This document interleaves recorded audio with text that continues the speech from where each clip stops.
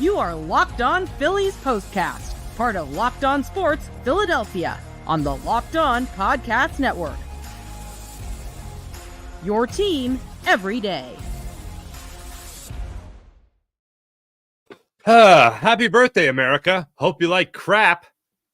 Phillies were terrible today. Welcome to the show. My name is Mark Farzetta, and this is a little show we like to call the Locked On Phillies Postcast and the Locked On Sports Philadelphia YouTube channel. I know I started the other day with the Norm Macdonald reference. I just had to do it again today because it is America's birthday, and that was, well, a craptastic loss against the Chicago Cubs, unfortunately.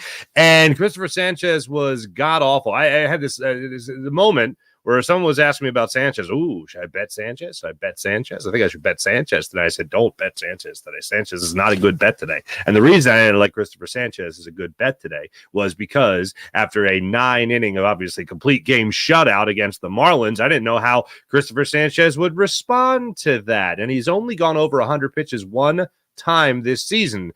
He went 102 this time against the Marlins in his last start. And then I believe it was 108 about a month or two prior to that. So I wasn't exactly sure how he'd respond. He did not respond well. That was bad. That was really, really bad. But other than the Phillies being terrible at baseball today against the Cubs at Wrigley Field and them looking like it was really time to just get going. It's time to get to Atlanta. Other than that, I hope you guys had a wonderful 4th of July. I hope you're having a wonderful 4th of July. And I appreciate all who are still joining me, despite it being the holiday. So thank you very much. Welcome into the show once again. This particular episode of Locked On Sports Philadelphia is brought to you by none other than Booking.com. Booking.yeah. The right stay can make you a fan of any city. Yes, even your rivals. Check out Booking.com. Booking.yeah. for your stay today. Let's start it off with three big things. Number one, Cristopher Sanchez. Let's get it out of the way. Horrendous. And this was the biggest difference for me today watching Cristopher Sanchez. We have seen throughout the year, Cristopher Sanchez, and I was saying this 2 months ago, we have seen Cristopher Sanchez go out there on the mound and look like a guy who is ready to be the next Steve Carlton, the next Sandy Koufax, the next '08 playoffs Cole Hamels in terms of your lefties, right? We have seen him go out there look like he is just poised for phenomenal starts. And then all of a sudden, in the same inning almost, we have seen him go from that illustrious type of those illustrious names being mentioned in the same sentence and breath as him to all of a sudden maybe a mop-up guy, a middle innings mop-up guy, maybe the situation where the Phillies are up 10-2. You have him come in the 8th or 9th inning just to mop things up a little bit, right? That's what Cristopher Sanchez has looked like really throughout the year at different times. However, most recently, especially the month of June, where he was only the pitcher of the month, he's been phenomenal. So here's the difference. This game today, he could not take himself out of that funk. And there's no better example of that than in this start in particular, where he goes out there in the first inning, has an 8-pitch first inning, and then gets hit around a little bit in the second inning to 23 pitches. So he goes 8 pitches to 23 pitches. The only difference is they weren't able to get anybody across the plate. He was able to right the ship in that second inning. What looked like it was going to be struggles in that second inning, they never got to him. Suzuki started off with a 6-pitch walk. Happ went up there for his first of 4 hits in the game. That went to left field. You had runners on first and second with nobody out. Morel went up there. He struck out on a changeup. Swanson went up there. He struck out on 4 pitches, and then Bo went up there, Bout, whatever you say his name. He struck out on 3 pitches on a changeup. So he allows the back-to-back base runners to start things out. Suzuki even stole third in the early goings of that inning, and nobody was able to cross the plate because Cristopher Sanchez did that thing where all of a sudden he turns back into a guy that could be pitcher of the month like he was in the month of June. So he escapes that time. Third inning, falls right back into the swing of things. It was perfection. Another 8-pitch inning, gets through that with no problem, 1, 2, 3. Fourth inning, this is where he couldn't, unfortunately, get out of the jam. Second inning, he pitched himself out of it. Now, normally, and again, here's the difference. Normally with Cristopher Sanchez, he has that one inning where you go, oh, dear God, he doesn't have it today. I thought that was going to be the second inning. We went, oh, man, he doesn't have it. Then he comes out in the third inning. He's fine. Fourth inning, he gets himself into another jam. And this one, well, Ian Happ came up with the big hit in this inning to make sure that they weren't going to escape. The Phillies weren't going to escape the way they did in that second inning, but Bellinger led off with with a walk. Suzuki came up there with the single to right field. Happ stepped up there, got up in the count, got a 3-1 sinker out over the middle of the plate, and he belted it. 381 feet. It ended 71 innings without a home run, surrendering a home run from Cristopher Sanchez. So that's pretty special. That went from a 2-0 game to now a 3-2 game in favor of the Chicago Cubs, and that was just the tip of the iceberg. It went on to be a 5-run inning off of Cristopher Sanchez. It was the first 5-run inning since September 30th of last year on a starting pitcher. That's pretty bad. But they are few and far between. All season long, a starting pitcher for the Phillies had not given up a 5-run inning. You have to go back to literally the second to last game of the season, game number 161, where the Phillies gave up a 5-run inning courtesy of their starter until Cristopher Sanchez did it today. Of all people, Cristopher Sanchez gives it up. So by the time you get out of that, you go into that inning 2-0 with that lead. You leave that inning 5-2. And I got to be honest with you. 5-2, I went, all right, we'll see what Cristopher Sanchez got the rest of the way. I'm not having a lot of confidence. Obviously, he's done. They're not going to have him pitch anymore after that. 5-run inning. There's no way Rob Thompson is going to avoid tinkering in this certain situation, but Tinker Topper failed to tinker in this situation.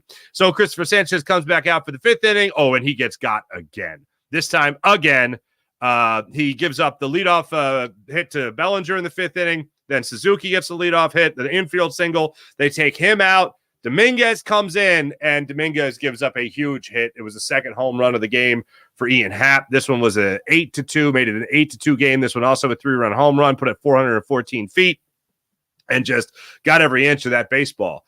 That one was on Dominguez giving up the home runs. The 2 previous base runners were obviously charged to Cristopher Sanchez. He ends up final line of the night. You see it there up there in the graphic. 6-4 now. He drops to 6-4 on the season. 4 innings pitched, 7 runs, 7 hits, 3 walks, a home run, and 7. I don't think he got 7 Ks. That's got to be. I think I have a typo up there.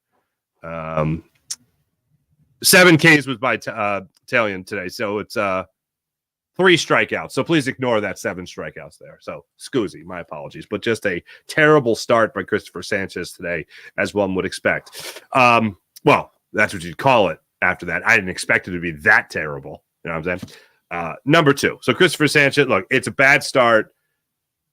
We've talked about Imanaga, of course, in this series. He's had 2 starts this year that he has ballooned his ERA.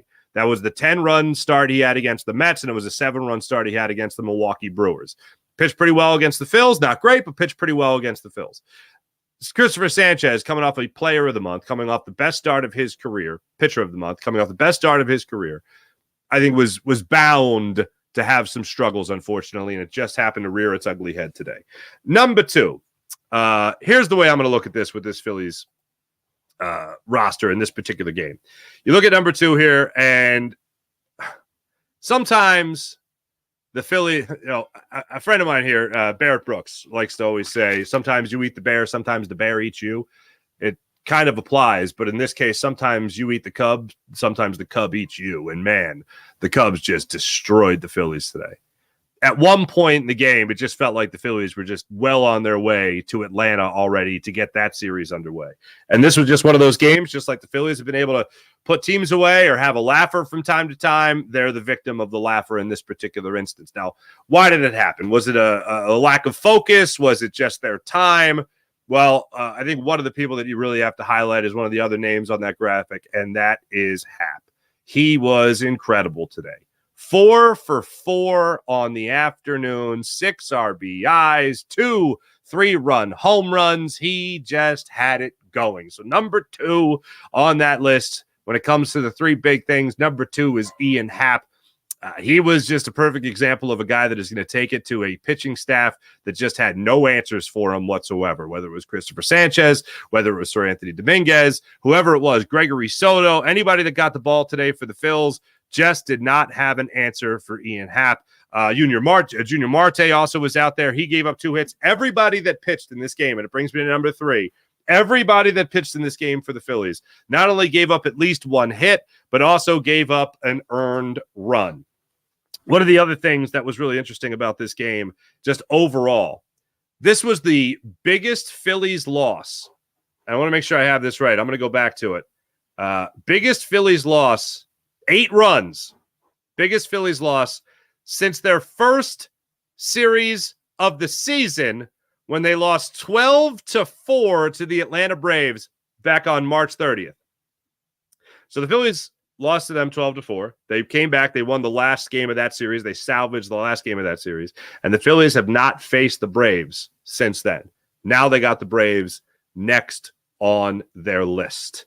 And that's who they're going to be facing starting tomorrow in Atlanta for a 3-game series with the Braves. I don't know what you guys are looking at as the number one reason as to why they lost this game. It looked like a lifeless team. The thing I'm going to chalk it up was, number 1, Cristopher Sanchez struggling after a 100-pitch performance, a complete game shutout, riding a high. I will certainly look at that. This is not an excuse. This is for why the hell did this happen? Well, why did it happen? Because the Cubs were just better than them today. But if I'm looking for a little bit more specific reason as to why, Cristopher Sanchez coming off the long outing, and I'm also looking at the Phillies possibly being distracted in this game with the idea of it being a getaway day. You already have the series in your back pocket. There's not an excuse. This is just attempting to understand why this happened and them being focused on a big series against the Braves. And I know the Braves coming into today were 9 games behind the Phillies in the standings, and they should be a thing of the past and not a huge concern right now. But the Braves are still going to be the Braves, and they're at it tonight, 7:20 start time against the San Francisco Giants down there in Atlanta. So 2 things I have to look at is, 1, Sanchez long start previous, and then just being distracted on a getaway day before getting out of this meaningless series. Something else I want to get into on the show, and we'll get into it in a second. A couple of guys on this Cubs team that I'd love to see in Phillies pinstripes. We'll get to that. We'll also get to your comments coming up in a second when we come back on the Locked On Sports Philadelphia YouTube channel. Ibata. Don't you like Ibata? Ibata's fantastic. Sandals, sunscreen, snacks for the kids. What do these have in common? You're probably buying a ton of them again this summer, but don't stress about it. Don't stress about how much they cost either. Use Ibata and get cash back on all of your purchases when you stock up on all your summer essentials. Ibata is a free app that lets you earn cash every time you shop. Earn on hundreds of items from groceries, beauty supplies, even toys, so you can make sure that you're beating inflation no matter what you're purchasing. The average Ibata user earns $256 per year. That's $256 per year. That could give you the cost of a shopping trip. That could be the cost of groceries, obviously. That could be that flight that you have been eyeing up. All courtesy of Ibata. Other apps, they give you points that really don't amount to much, but with Ibata, you earn cash back that you can withdraw to your bank account, PayPal, or even gift cards. Simply add offers on the app, upload your receipt, and Viola right there, they'll give you that money. That is just fantastic. You can also save on 2,400 brands and shop at over 1,000 retailers, including your favorite grocery stores, Lowe's, Macy's, Sephora, Best Buy, and so much more. Right now, Ibata is offering our listeners and our viewers $5 for just trying Ibata by using the code LOCKEDONMLB. See it at the bottom of the screen right there, LOCKEDONMLB. Just go to the App Store or Google Play Store, then download the Ibata app for free to start earning cash back and use promo code LOCKEDONMLB. That's Ibata, IBOTTA, in Google Play or the App Store, and use promo code LOCKEDON. 2 names, they should be fairly obvious when it comes to names that I'd love to see in red pinstripes after the MLB trade deadline. Cody Bellinger, still very much a guy that I am eyeing up when it comes to the Cubs. I was eyeing him up last year, and after the All-Star break, as most of us know, he went on a tear last season. Would still love to see him back with the Philadelphia, or see him with the Philadelphia Phillies. Had one heck of a series, including today, and also had 2 hits in each of the 2 previous games, and also 2 RBIs combined in the 2 previous games of this series. Would love to see Bellinger can play any outfield spot, can play a little first base as well. They're using him in center field there with the Chicago Cubs, and if he does anything similar to what he did last year, he can absolutely turn it on in the second half of the season.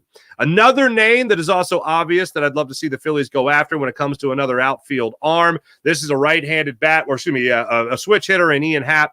238 on the season certainly doesn't appeal. Came into today's game with 11 home runs on the season. Now leaves with 13. If you're looking for an option here for the Phillies to have another outfield bat, and certainly someone that can hit from both sides of the plate. Also, not to mention the big thing, the big difference in all of this is his ability to get on base. If you want to add to this lineup and get a little bit more deep, obviously, as things go on, 351 on-base percentage is not too shabby when we talk about Ian Happ and what he could bring to the table. 2 names on this Cubs team that I wouldn't mind seeing in red pinstripes by the time the trade deadline is done.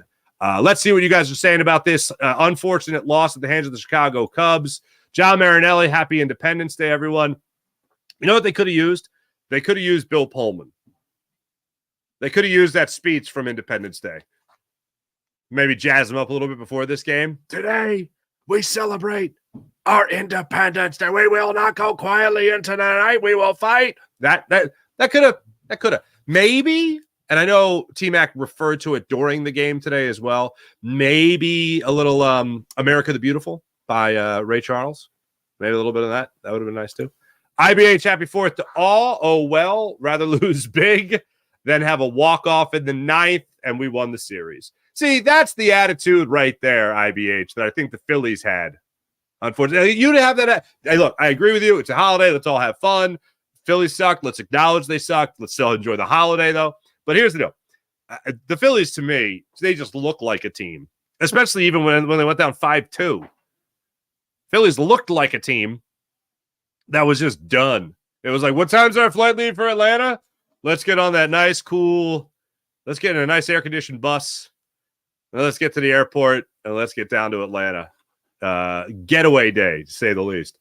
Christopher Michael, ugly game, but still a great series win, counting down the days until we get Schwarbs, Harp, and JT back. I am too. They're sitting there on the side, like they're sitting there on the dugout. They're participating in batting practice. They're running. They're throwing a little bit. All that's great. I know it can really only be a matter of time that these guys can, without those 3 starters, 2 all-stars. Well, Schwarber's not an all-star, but a borderline all-star in JT Realmuto and obviously Bryce Harper. Forget about an all-star, but forget about an all-star starter, but an MVP in the National League. Looking to eye up his 3rd National League MVP and obviously 2nd with the Phils. But seeing them in the dugout today just made me think about it. That the 9th can't come fast enough, and that's when they're going to start that series with the Dodgers in South Philadelphia. Dr. MP, that sucked. I concur. Every holiday we stink, it seems. What was the other one? What am I forgetting? Crazy horrible. I agree. I'm pleasantly surprised they won the series with that lineup. Oh, boy. Farzad, okay, Timothy B. Farzad, they stunk today. I agree. There's no counter to that. I wish I could just do a half hour of repeating how much they suck. That's it. But I got to do a half hour with a little bit more. Like, believe me, there are times where I just want to go, they sucked. They sucked. They really sucked. Like, you think about something that sucks. They sucked. Wow, they sucked. You know what I mean? I got to give you a little bit more. Ari! What's up, Ari? Ibata. Oh, I bought a lot on Ibata. There you go. See that? Make sure you download the app, though, friend. You know what I'm saying? Have yourself a good time with Ibata. All right, when we come back, we're going to take a look at this Atlanta series, the pitching matchup as well. We'll get into that and more when we return here on Locked On Sports Philadelphia. Here's what I'm looking at when it comes to the Game Time app. The Game Time app is an authorized ticket dealer of MLB. Make sure you're taking advantage of all the Game Time app has to offer. Just download the Game Time app to your phone, create an account, use promo code LOCKEDONMLB. That's Locked On MLB. They got killer last-minute deals, all-in pricing, views from your seat. They got the lowest price guarantee. The Game Time app, you know what it does? It really takes the guesswork out of buying tickets, especially MLB tickets. And as you get closer to the first pitch, their ticket prices actually go down. It is just that amazing. How amazing is it? It's just that amazing right there when we're talking about Ibata. And we're talking about the Game Time app. Game Time is an authorized ticket marketplace of Major League Baseball, which makes getting tickets faster and easier. So take the guesswork out of buying MLB tickets with the Game Time app. Once again, download the Game Time app to your phone, create an account, use promo code LOCKEDONMLB for $20 off your first purchase. And remember, terms apply. Again, create an account, use the redemption code LOCKEDONMLB. That's LOCKEDON MLB for $20 off your first purchase. They have flash ticket deals, last minute ticket deals. They even have ticket deals for an hour after the event starts. You know what that means? That means you're going to save huge. So if you go to a concert, you go to a comedy show, whatever the case might be, the Game Time app has you covered. And how about this? You might miss the headliner. You might miss the opening act. You might miss the middle, whatever it might be. You're not going to miss the person you're paying to see, and you'll see them at a great discount rate right there on the incredible Game Time app. So once again, download the Game Time app to your phone, create an account, use promo code LOCKEDONMLB for $20 off your first purchase. Locked On MLB on the Game Time app. That's Locked On MLB. Locked On MLB on the Game Time app. Booking.com. Yeah. I've told you guys before, I have used Booking.com, many times before. And this episode of Locked On Sports, Locked On Phillies postcast is brought to you by Booking.com, With summer travel heating up, especially for traveling for baseball season, it's time to explore those U.S. cities that you've always secretly wanted to learn more about. And yes, I am talking about some of your rival cities, like going to Atlanta, for instance. I've been using Booking.com to travel to Boston, New York, Chicago, Atlanta, Denver, all over the place, and Booking.com is amazing. From hotels that look over stadiums to family-friendly resorts, Booking.com has so many choices across the U.S. for the summer travel this MLB season. So that's right. What you want to do is, if you're a fan of a U.S. city that you want to explore, even if it's your rival city, use Booking.com. The right state can make you a fan of any U.S. city, even your rivals. Book today on Booking.com, on the site, or in the Booking.com app. Booking.com. Booking.yeah. So let's take a look at what we're got coming up here for your Philadelphia Phillies in this 3-game series that they're about to start up here against the Atlanta Braves. They got so much going on in Atlanta, obviously. And one of the first things we're going to be looking at is the pitching matchup, in particular, Friday night against the Atlanta Braves. I got a house full of people. You might be hearing them right now, as a matter of fact.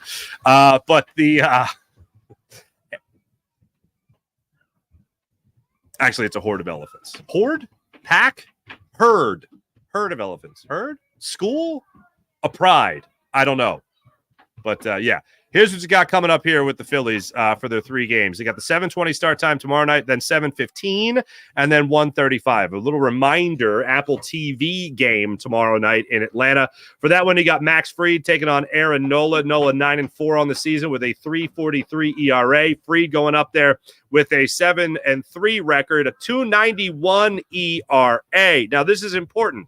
Despite the fact that the Atlanta Braves have been struggling mightily recently, they still have 2 really good pitchers going in this series. Not Spencer Schoenbach, not him. He's 1-4 on the season. He goes in Saturday's game at 7:15. He'll go against Ranger Suarez, who, of course, is 10-2 on the season with a 2.27 ERA. But Michael Mercado will go up against Reynaldo Lopez. So, hey, Michael Mercado, one hell of a first start. Big league start, that is. Now go up against the ERA leader in the National League and all of baseball, in Reynaldo Lopez. So, yeah, have at it, son.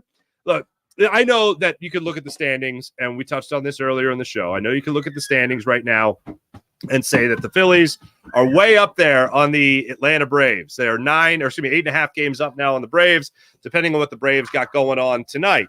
But the Braves coming into this series are a 500 team in their last 10 games as of right now. And they are 47-37 on the season, while the Phillies are 57-30 after today's games. It is still the Braves. I understand the big lead you have in the NL East, but this is one of the few one of the few teams that you've struggled against over the last 2 years during the regular season. I know you've had your issues with the Marlins, but now you've also had your issues, of course, with the Braves. The Braves in that first series of the season took it to you. I mentioned the fact that this loss today, 8 runs, matches their biggest loss of the season, which was also 8 runs back on the second game of the season, when he lost 12-4 to these Braves. So, yeah, I would say now would be a pretty good time to try to avenge that. And in that game, if you remember, Aaron Nola made that start. You had Zach Wheeler starting out the season for you in your opener, and then Aaron Nola got the ball. And then he went on a tear. After that horrendous start that he had against the Braves, he went on a tear and started pitching his butt off for the most of the season. Getting up to about 3.43 ERA that he's put so far to this point. If you look at his first start of the year against the Braves, that was, well, it wasn't exactly the way you want to see Aaron Nola start things off. 4 1/3, 6 runs, or 7 runs, 6 of them earned, 2 home runs, and that was a struggle-filled start against the Atlanta Braves. So looking for a little bit of a revenge game for Aaron Nola in this one here against the Braves. After the next man up, Ranger Suarez, look, he needs to do his thing. You need to see Ranger Suarez go back out there and get back to that status that he was at. Still, obviously, I'm not saying he's not, but still one of the best pitchers in baseball, will be an all-star. Zero doubt about that, of course. But if you're looking at his last couple of starts, 8 runs over his last 2 starts. But here's what really jumps out at you. Even against Detroit, where, some bad luck was on his side, unfortunately, gave up 8 hits in that game. He gave up 10 hits in a struggle-filled start against the Miami Marlins. 10 hits, 6 runs, 10 hits. So 18 hits. Against the San Diego Padres, he also gave up 6 hits. The hits have been getting to Ranger. It's a matter of limiting the damage that has made him so special this season. If he gets back to limiting the damage, you won't have an issue, especially when you talk about a mismatch in the pitching matchup in that series. Then the last game of the series there, whoo, baby. Oh, it's going to be rough. Michael Mercado goes out there and does his thing, you'll be fine. But you're going to be facing Ronaldo Lopez, who, again, is the major league leader in ERA at 1.83 on the year. So the Phillies certainly have their work cut out for them. Despite the Braves struggling, they're still a pretty damn good baseball team, 10 games over 500, and the Phillies are going to look to hopefully take control of that series and win yet another series. We'll keep our fingers crossed for that. Until then, I will be back with you guys again tomorrow night. That one from Atlanta. The 7:20 start time, once again, Apple TV. So I look forward to breaking that game down with you guys as well. Thanks for watching. Thanks for listening. Hey, make sure you like and subscribe on the Locked On Sports Philadelphia YouTube channel. Make sure you like and subscribe on the Locked On Sports Philadelphia YouTube channel. Oh, two honorable mentions. I got to get to them. As much as the Phillies were terrible, Nick Castellanos, nice to see him not only get a hit, but another home run. 12 for him now on the season. Also, Brandon Marsh getting the Phillies on the board in early goings of this ball game, getting the RBI single to center field to bring home Trey Turner for the 1-0 lead. That right there was a good thing. And there was one more thing that I wanted to give you guys. Cristopher Sanchez. I mentioned the other start where he threw 100 pitches. That one was a month ago. Over a month ago. Yeah, like I said, almost 2 months ago. That was May 13th. That was against the New York Mets. That was the start that I mentioned before where he struggled a lot in the start, but then was able to settle. He went 5 2/3, allowing 3 runs, but used 108 pitches in that one. The next game he pitched was against the Washington Nationals. He went 7 innings in that one, only needing 92 pitches. Or not only, but he went 7 innings in that one, 92 pitches, and it was a 4-3 win actually in 10 innings. So he bounced back well after that 100-pitch outing. Wasn't able to do that today, though, unfortunately. Thanks for watching. Thanks for listening. My name is Mark Farzetta. Make sure you like and subscribe on the Locked On Sports Philadelphia YouTube channel. Catch you guys tomorrow. Enjoy the rest of your 4th, everybody. See you tomorrow night.